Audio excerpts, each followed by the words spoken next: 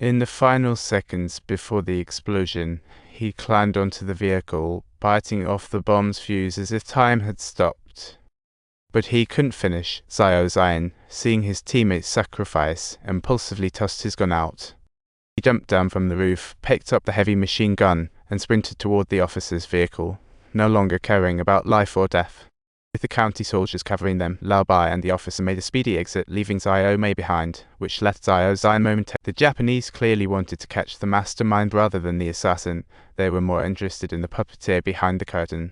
Lao He realized the situation was dire and decided to call the old man to flee, not knowing that the county soldiers had already surrounded it. Just as the old man quietly slipped away, Zion woke up to find 3 Japanese soldiers in front of him, but there was a familiar scent in the Lao He was mistaken as an assassin and locked in the vehicle.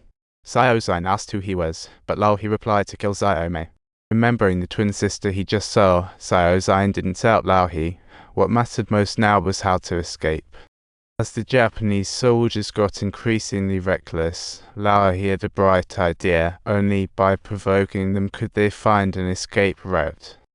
With that, he kissed Zion, and sure enough, the Japanese were furious. Just as he opened the door, though, Lao He seized the opportunity to counterattack. Even with one hand chained, he navigated the tight space with ease. The vehicles behind quickly realized something was off, but Lao He had already climbed onto the roof, inching closer to the driver while the cars behind lost their minds. It was only after he smashed through the windshield that the driver realized something was amiss, and Lao He wasted no time capitalizing on it.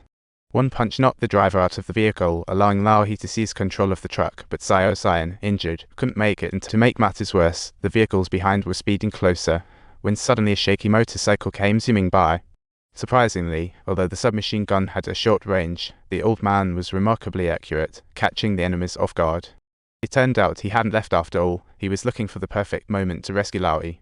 At that moment, Zion clambered into the driver's seat. The old man assured Lao He that he would take care of things, but the pursuing Japanese suddenly realized the motorcycle was empty. After resolving all the enemies, Lao He began to probe Zion's true identity.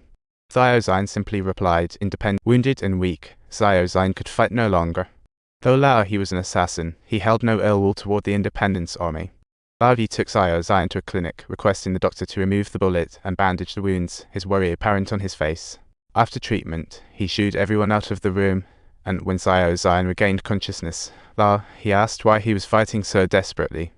Zion responded that even if the assassination succeeded, Korea wouldn't gain independence. He knew that as long as fellow countrymen saw someone fighting, the strength would call. Victory would eventually come. However, when Lao He stepped out, he found the room already vacant. As they hit the street, they saw Japanese soldiers bullying the Korean populace, and one soldier yelled at him.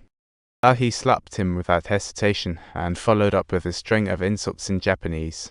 The Japanese soldier thought something was amiss. Anyone bold enough to speak like that clearly wasn't just an ordinary person. Just then, a car approached, with the son of a Japanese officer stepping out, someone Lao He recognized very well. It turned out that Lao He had pretended to be an officer from Shanghai during his journey to the capital, and had met this person before. Lao He quickly got back into character, greeting him formally. To his surprise, the officer's son had no suspicions about their connection. At that moment, a Korean girl accidentally bumped into him, yet she showed no anger. The little girl hurriedly apologized, and as she bent down to pick up a fallen flower basket, Lao He motioned for her to leave quickly. However, the officer's son beckoned her with a finger, stunning Lao He. Watching the girl fall to the ground, he felt powerless to stop the invaders from attacking his fellow countrymen. Shaking, he saluted the officer's son to bid farewell, but in his heart, he vowed to eliminate him. Meanwhile, Lao was invited to Lao Bai's house for his intel, even though he had assassinated Lao Bai a decade ago. Now they were on the same side, and Lao brought significant intel. One of the assassins was a woman he once loved. Upon hearing this, Lao Bai panicked. If the Japanese officer found out, he certainly couldn't escape blame. At that moment, the butler revealed that he knew the girl's whereabouts. He had jotted down her address at the store. What he didn't know was that someone else had also seen the address.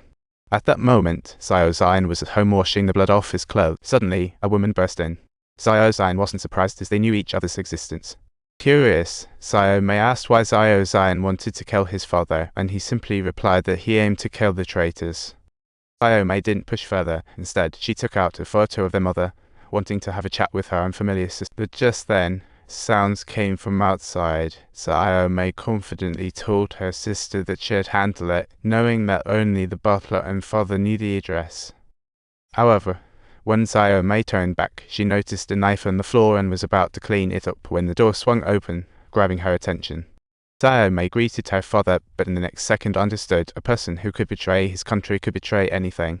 Really, she realized she couldn't go on like this any longer. As the guest star Lao Bai visited Laolai, he unexpectedly bumped into Xiao Zhan returning home and was taken aback. Xiao Zhan felt anxious as he scanned around, realizing he had made a dramatic transformation from a minor character to the lead